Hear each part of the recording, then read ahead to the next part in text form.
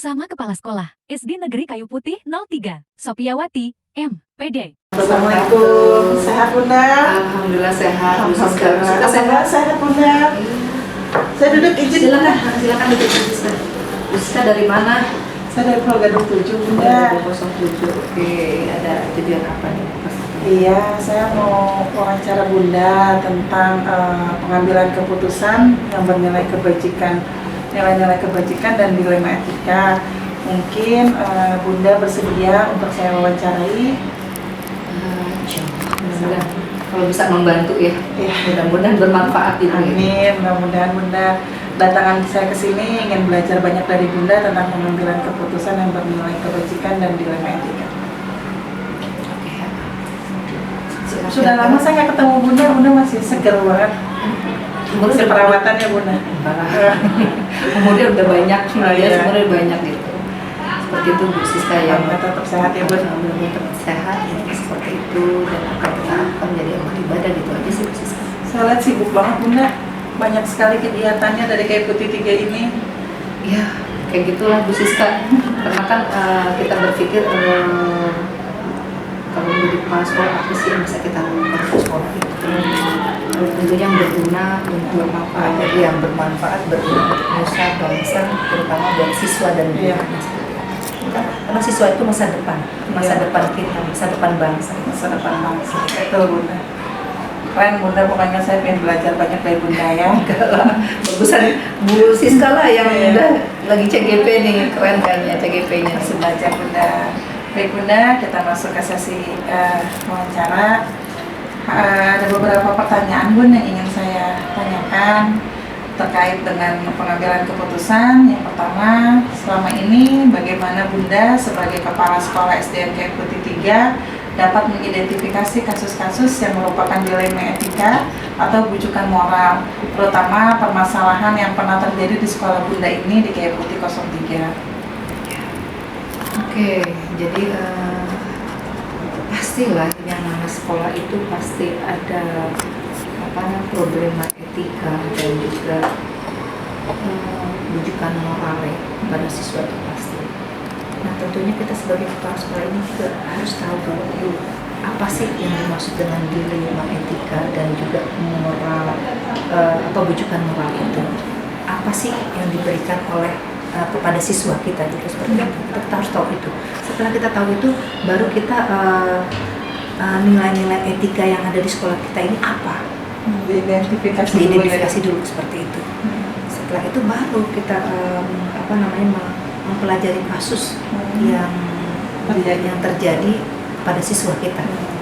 Setelah itu baru kita melakukan diskusi pada wakil kepala sekolah, pada guru dan juga komite dan orang tua murid yang bersangkutan tentunya dengan murid tersebut. Nah, setelah itu baru kita ngambil keputusan seperti apa keputusan yang akan diambil oleh kepala sekolah seperti itu. Baik, berarti di dalam penyelesaian permasalahan ketika terjadi kasus yang berdilema etika, Bunda melibatkan beberapa orang atau warga sekolah, diantaranya yaitu wakil kepala sekolah, bidang gurunya, wali kelasnya juga termasuk ya Bunda ya. Iya. Bunda, yang kedua, selama ini bagaimana Bunda menjalankan pengambilan keputusan di SDN Kayu Putih 03, terutama untuk kasus-kasus di mana ada dua kepentingan yang sama-sama benar atau sama-sama mengandung nilai kebajikan dalam kasus tersebut. Biasa sih kalau ada seperti itu dilema nih bagi Bunda ya. Dilemanya kenapa? Gitu kan, ini ada si B, ada si A, ada si B yang sama-sama memang memiliki nilai kebajikan gitu kan. Biasanya Bunda sih dari dua belah pihak ini Bunda mengumpulkan data, mengumpulkan informasi tentang dua permasalahan tersebut. Dicari informasi sebanyak-banyaknya, baik dari warga sekolah maupun dari pihak lain yang bersangkutan ya, dulu seperti itu. Setelah itu baru diidentifikasi apa sih permasalahan yang terjadi, kenapa bisa terjadi seperti itu. Nah setelah itu baru mempertimbangkan implikasinya untuk jangka panjang, bagaimana kira-kira hal ini bisa terjadi, bagaimana jangka panjangnya seperti itu. Kemudian sama, Bunda juga melibatkan tim manajemen sekolah, baik wakil maupun guru, kemudian juga operator dan juga komite, tentunya yang mengetahui tentang kejadian tersebut itu. Biasanya Bunda seperti itu. Setelah itu baru Bunda membuat keputusan seperti apa. Setelah keputusan Bunda sudah siapkan, kira-kira ini keputusan ini berdampak nggak kepada orang ini? Ya. Karena dua-duanya kan sama. Ya. Dan Bunda juga nggak memilah dan memilih. Ya. Kita kepala sekolah harus betul-betul netral. Walaupun itu ada rasa gitu, Ya, benar. tapi nggak bisa Betul, dengan rasa, ya. dengan seperti itu. Memang harus diambil keputusan. Tentunya keputusan ini diambil karena harus seperti ini dan harus begini. Dan ada aturan yang bisa seperti itu sih, Bu Siska, yang Bunda ambil ya. Setelah itu keputusan udah diberitahu, beberapa ini kemudian dari keputusan itu kita evaluasi.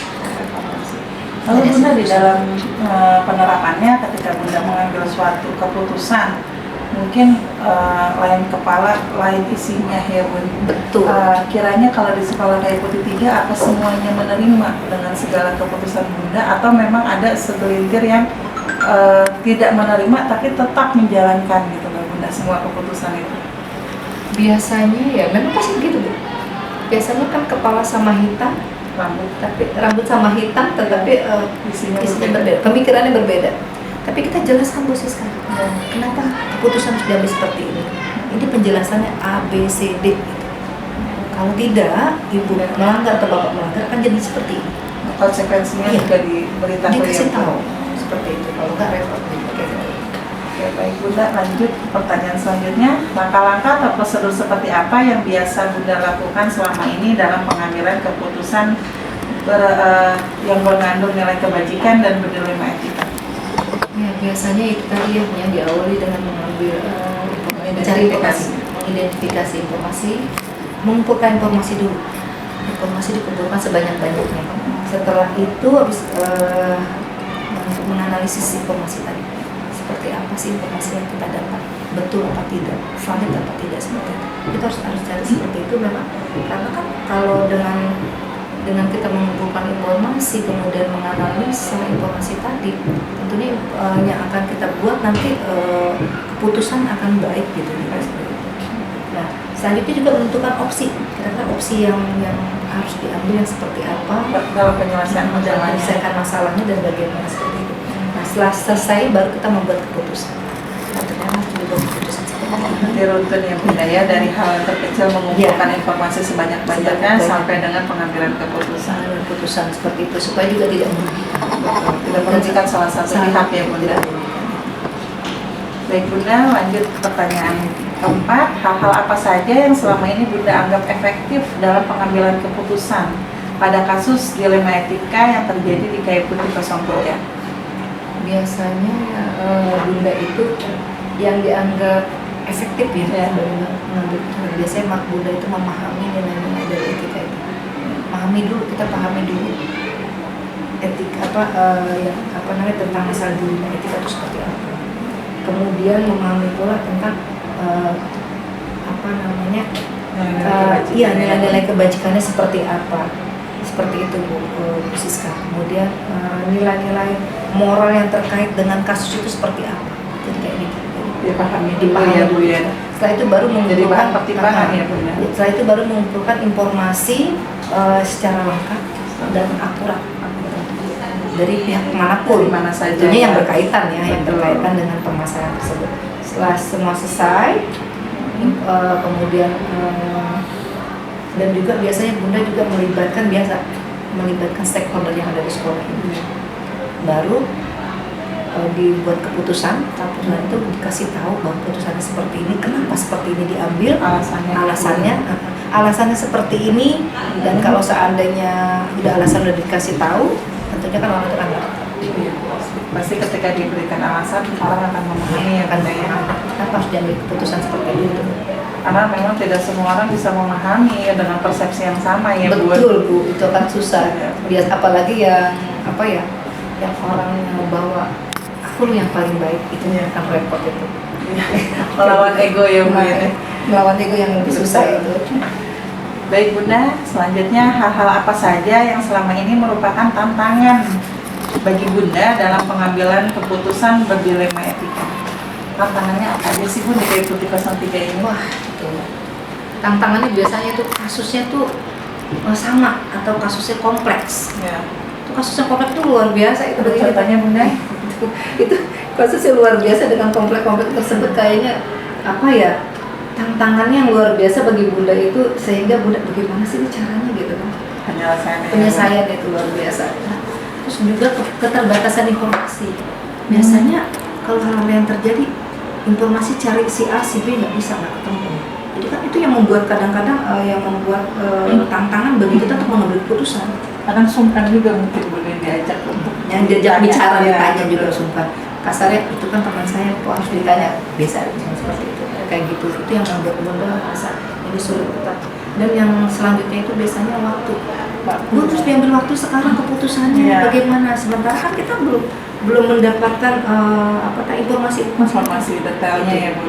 Itu yang biasanya Bunda tantangan untuk mengambil keputusan. Tapi tadi Bunda bilang kan terkait dengan waktu. Kalau misalkan ketemu dengan kasus yang memang urgent, penanganan Bunda langsung diselesaikan atau kita jadwalkan ya Bunda? Bunda biasanya tergantung itu. Kalau yang urgent yang memang harus diputuskannya sekarang, kita langsung diputuskan sekarang. Walaupun situasional ya? Iya, situasional, karena harus diambil keputusan dan harus dicari solusi yang terbaik untuk anak atau siswa tersebut, untuk semua pihak gitu.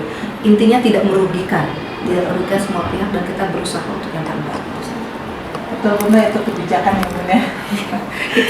Itu semua orang, ada pimpinan yang memiliki kebijakan Bunda. Banyak hal yang harus kita pertimbangkan di dalamnya gitu. Iya, seperti itu Bu Siska. Baik, pertanyaan selanjutnya Bunda, adakah seseorang atau faktor-faktor apa mudah atau membantu Bunda dalam pengambilan keputusan dalam kasus dilema etika di KAI Putih 03? Ya, biasanya itu ada dong pasti ya.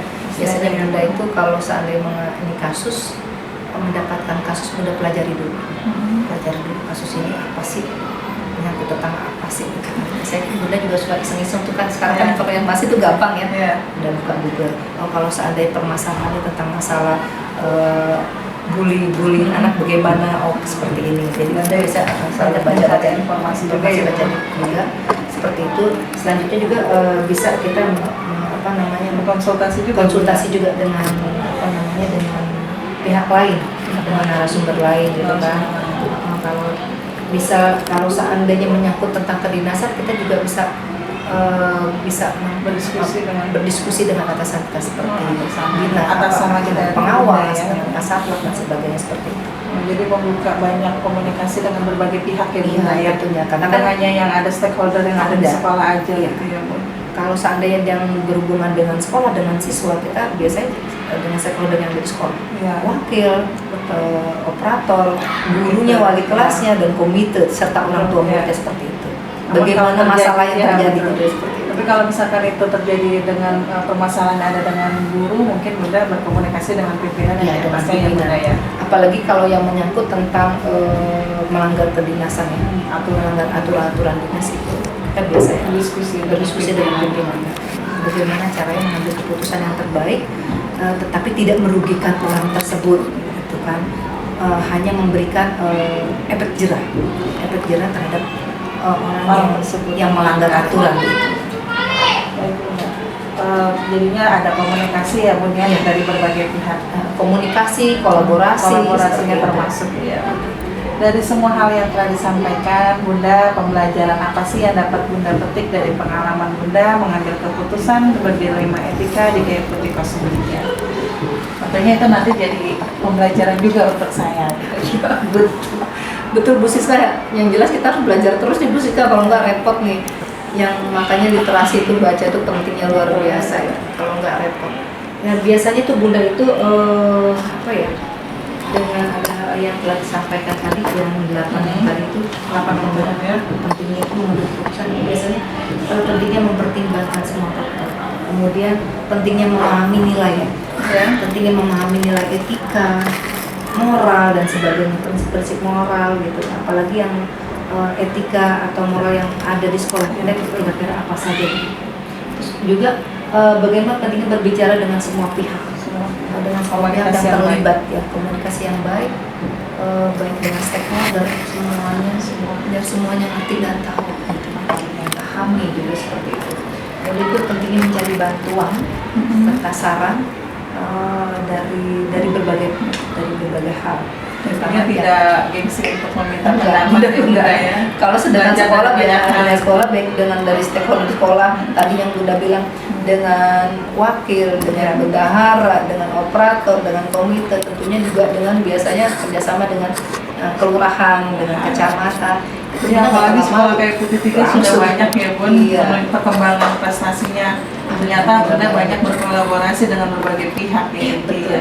Intinya memang harus banyak kolaborasi. Jadi ada peningkatan ya Bunda. Amin ya rabbal alamin. Terima kasih. Aduh, Bunda keren banget. Terima kasih banyak Bunda atas pengalamannya, berbagi pengalaman Bunda dalam memimpin sekolah baik Putih 03, dalam pengambilan keputusan. Mudah-mudahan banyak hal yang bisa saya ambil, bisa saya terapkan nanti di Pulau Gadung 7 Bunda.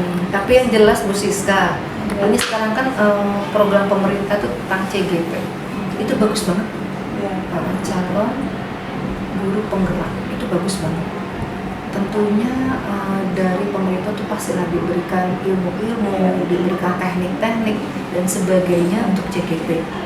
Memang sih berat karena harus mengajar juga, harus mengurus anak juga di rumah gitu, karena seorang ibu ya, dan harus mengerjakan itu. Tapi insya Allah kalau memang tekad kita bulat untuk kebaikan sekolah kita, untuk siswa didik, peserta didik kita, insya Allah baik semua. Dan untuk perkembangan diri dulu ya Bunda ya. Pastilah. Tentunya dengan adanya CGP ini Bunda berharap sekolah itu nanti akan lebih bagus lagi. Amin. Untuk mendidik anak bangsa. Tentunya akan lebih pintar dibanding Bunda dan Bu Siska pasti seperti itu pasti. Masih harus belajar dari Bunda banyak hal. Mudah-mudahan apa yang telah diprogram oleh pemerintah yang dicita-citakan bisa terlaksana dengan baik, sehingga peserta didiknya juga bisa lebih baik dan lebih baik lagi, sehingga bangsa ini bisa dipegang oleh generasi selanjutnya yang lebih bagus lagi dan lebih bertanggung jawab lagi. Itu saja. Amin Bunda, mudah-mudahan bisa. Sukses. Terima kasih Bunda, sama-sama tercapai cita-citanya ya. Amin. Terima kasih banyak Bunda atas kesediaan waktunya, kesediaan Bunda untuk saya wawancarai. Mudah-mudahan bermanfaat untuk diri saya pribadi. Amin. Dan Bunda mudah-mudahan sehat selalu. Amin. Saya pamit pulang Bunda, kembali ke sekolah untuk bertugas. Hati-hati Sekali lagi saya ucapkan terima kasih banyak. Sama-sama Bu. Salam sehat ya Bunda. Salam sehat kembali. Ya, terima kasih. Hati-hati jalan. Bersama Kepala Sekolah SD Negeri Pisangan Timur ke-18, Siti Juliati, SPD. Assalamualaikum warahmatullahi wabarakatuh, Ibu Siti Juliati. Bagaimana Bu kabarnya? Waalaikumsalam warahmatullahi wabarakatuh. Alhamdulillah Bu Siska, kabar Ibu baik. Baik, sudah lama ya Bu kita tidak bertemu. Ibu masih segar aja kelihatannya. Alhamdulillah, Bu Siska juga sehat Ya, ya. alhamdulillah sehat Ibu. Ibu mohon maaf saya mengganggu waktunya, kedatangan saya ke sini untuk mewawancarai Ibu perihal tentang pengambilan keputusan yang berparadigma dilema etika untuk pemenuhan tugas saya calon guru penggerak angkatan 8 di modul 3.1. Mudah-mudahan Bu Siti Juli tidak berkenan dan tidak mengganggu dengan kehadiran saya ya Bu. Baik. Sebenarnya Ibu senang banget Bu Siska tergabung dalam guru penggerak. Mudah-mudahan sedikit banyak Ibu bisa membantu prosesnya. Amin Ibu. Mudah-mudahan saya juga belajar dari Ibu bagaimana dengan kepemimpinan menjadi pemimpin di sekolah ini. Baik Ibu, kita langsung ke dalam pertanyaan. Yang pertama ingin saya tanyakan adalah selama Ibu menjadi pimpinan di sekolah ini Pisangan Timur 18, bagaimana Ibu dapat mengidentifikasi kasus-kasus yang terjadi yang merupakan dilema etika dan pembangunan moral? Baik, sejauh ini sih saya tidak secara khusus atau belum secara khusus mengidentifikasi, akan tetapi saya mempelajari dan coba menyimpulkan terhadap kasus-kasus yang terjadi di sekolah kita ini. Kesimpulannya Dari yang saya dapati tersebut, itu akan saya gunakan sebagai tindak lanjut untuk pengambilan keputusan, baik itu yang dilema etika maupun yang rujukan moral. moral. Baik Ibu, apabila terjadi suatu kasus, misalkan di peserta didik, hal seperti yang berdilema etika, kiranya penanganan seperti apa ya yang bisa Ibu lakukan gitu, kalau memang terjadi di kasus peserta didik? Baik. Seperti belum lama ini terjadi ya, dari anak-anak kita di sini kebetulan mungkin karena korban dari medsos Ya, media sosial Ibu. kita datangkan anak tersebut, akan kita tanya permasalahannya. Setelah itu setelah kita tanya, saya coba untuk memanggil orang-orang memang yang sudah saya percaya di sini. Iya. Di antaranya adalah wakase. Makasih. Kebetulan saya punya wakase yang memang notabene latar belakangnya pernah menjadi kepala sekolah. Kemudian ada yang memang usia di atas saya, dan saya panggil juga teknik yang memang sudah kita percaya. Nah, dari mereka semua kita duduk bareng, kita obrolkan permasalahan terhadap anak tersebut. Kira-kira analisis daripada mereka sama-sama kita bicarakan, kalau seperti ini tuh apa yang menyebabkannya, terus kira-kira kita penanganannya akan seperti apa, sampai akhirnya kebetulan pula di sini tuh ada memang guru yang khusus menangani inklusi. Dia sudah dibekali dengan pelatihan di Kementerian tentang inklusi itu sendiri. Kemudian ditemukanlah titik terang bahwa kita harus bicara dari hati-hati. Berarti penanganannya tepat ya Bu ya, tepat sasaran. Baik Ibu, untuk pertanyaan kedua, selama ini bagaimana Ibu menjalankan pengambilan keputusan di Sekolah Pisangan Timur 18 ini, terutama untuk kasus-kasus di mana ada dua kepentingan di dalamnya yang sama-sama benar atau sama-sama mengandung nilai kebajikan dalam kasus tersebut? Nah, seperti yang tadi saya utarakan, kalau saya itu tidak serta-merta memutuskan saya harus melakukan ini, tidak. Tapi saya duduk bareng dulu dengan orang-orang yang memang kompeten.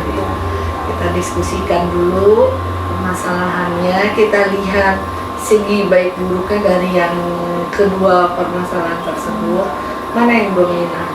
Kalau yang dominan itu yang kita lebih utamakan, tapi yang tidak dominan mungkin masih bisa kita tunggu cancel untuk beberapa saat. Berarti kata lainnya yang segala keputusan itu didiskusikan lebih dahulu dengan jajaran atau manajemen sekolah ya Ibu ya. Yang ketiga Ibu, langkah-langkah atau prosedur seperti apa yang bisa atau yang biasa Ibu lakukan selama ini dalam pengambilan keputusan? Itu dengan cara diskusi dan musyawarah, untuk mencapai kata sepakat. Dengan sebelumnya kita mengumpulkan data-data atau fakta-faktanya apa.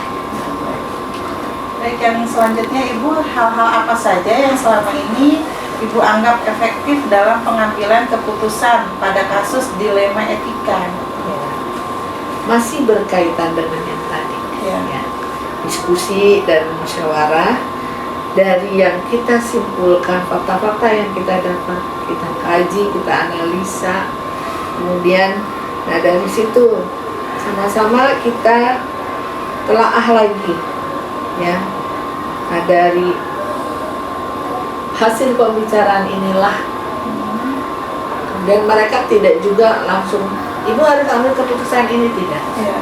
Mereka akan kembalikan lagi kepada saya, kembali lagi hati nurani, berbicara dengan, ya setidaknya kita kan sebagai seorang muslim, adalah pegangan kita. Insya Allah apa yang kita putuskan sesuai jalan yang benar, sesuai dengan harapan.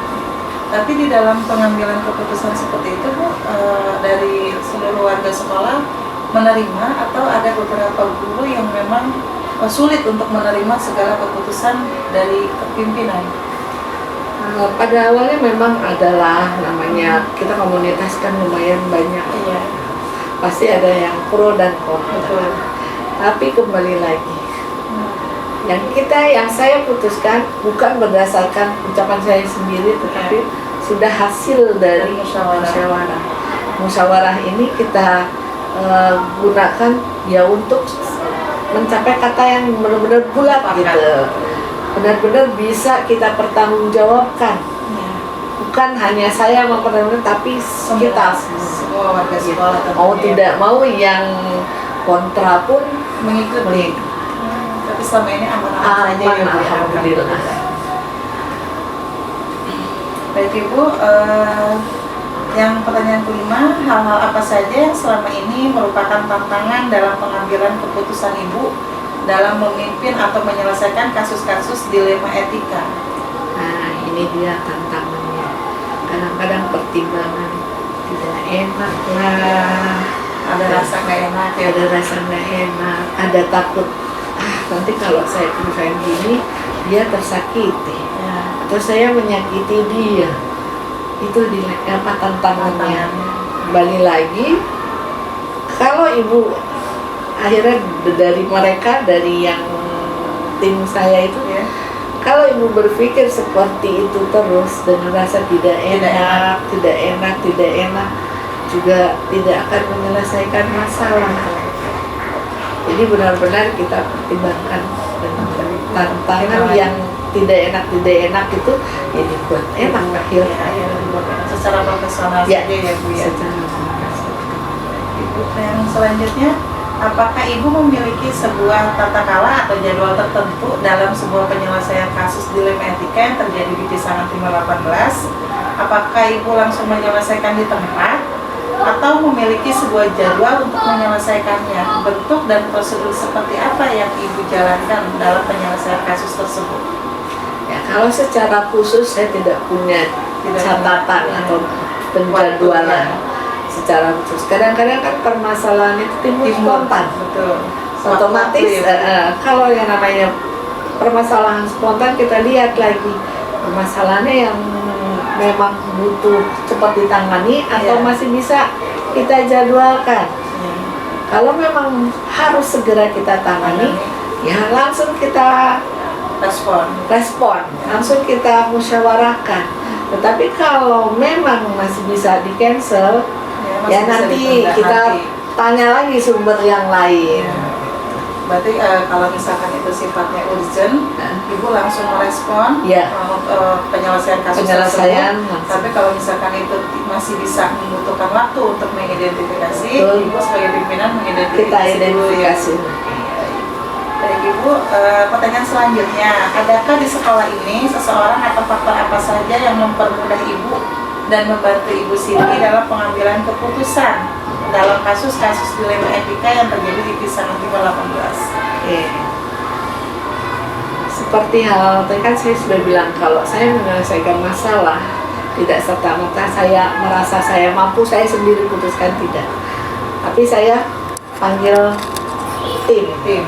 Nah, berarti kan ada orang-orang yang memang saya percaya untuk saya mintai pendapat, kemudian dari pendapat mereka tidak hanya satu orang tapi beberapa orang. Biasanya saya kalau misalnya sudah manggil wakasek 2 orang, saya merasa tidak puas, ada saya panggil guru senior dan ada saya panggil guru inklusi. Guru inklusi ini secara tidak ini ya, dia bisa membaca karakter, misalkan bermasalah di teman-temannya, dia bisa membaca karakter teman-teman. Kalau saya harus gini gitu. Nah, dari pertimbangan itu kembali lagi mereka terserah keputusan ada pada ibu, baik buruknya jalannya sekolah ini sebagai pelaksana tunggal ya Bu Ya. ya. Memang yang saya ambil dari tadi Ibu sudah berkolaborasi dengan tim manajemen sekolah juga sudah memintakan pendapat secara musyawarah kepada seluruh guru dan teknik ya Bu ya. Alhamdulillah sekali. Terus yang selanjutnya Ibu, untuk pertanyaan terakhir, dari semua hal yang telah disampaikan, pembelajaran apa yang dapat Ibu Siti petik dari pengalaman tentang masalah dilema etika di sekolah ini? Ya. Dari permasalahan ini semua, saya bisa mengambil kesimpulan bahwa sebagai seorang pemimpin istilahnya tidak harus dia punya kekuasaan yang memang benar-benar dia negara kita adalah negara demokrasi, di mana di situ ditanamkan untuk bermusyawarah, menghargai orang lain. Nah, dari situ saya ambil hikmahnya bahwa saya bekerja tidak sendiri. Kita punya tim juga. Mau di bagaimanapun kita satu tim. Kalau perlu komite kita ajak musyawarah, kita ajak. Karena komite memang bagian dari kita Iya, juga ya Bu, betul. tidak terpisahkan. Betul. Nah, dari sini saya banyak belajar ya Bu ya tentang gaya kepemimpinan Ibu untuk memimpin sekolah besar ini gitu, bahwa kita tidak bisa berjalan sendiri, tapi kita memang di belakang kita ada tim yang Ada mendukung tim. kita ya Bu ya. Kalau sendiri, aduh nangis sendiri deh. Iya. Benar, saya kalau Terasa tim berat. saya ajak kerja, saya Iya. merasa ya Allah saya cuma sendirian, itu akan sedih Akan banget. terasa berat juga ya Bu Berat ya, banget. beban di pundak Dan beban. kembali lagi pertolongan Allah ya yang sangat kita harapkan. Ya, semoga dipermudah selalu ya Bu Amin. ya untuk segala proses atau kegiatan yang ada di Diskrim 18 ini. Baik Ibu, terima kasih banyak atas sesi wawancara kali ini. Saya banyak belajar dari Ibu tentang gaya kepemimpinan, pemutusan permasalahan dalam dilema etika. Mudah-mudahan kedepannya Bu Siti selalu sehat. Amin. Di sekolah ini juga berjalan lancar segala kegiatan, dan tentunya saya banyak belajar dari Ibu. Sekali lagi saya mengucapkan terima kasih banyak Ibu. Sama-sama. Semoga sehat selalu. Pesan buat Siska juga, mudah-mudahan lanjut apa yang didapat ilmunya nanti diamalkan, kelak Siska pun akan bisa jadi pemimpin yang lebih baik dari ibu. Insya Allah Ibu. Sekali lagi terima kasih banyak Ibu. Sama-sama. Sama-sama.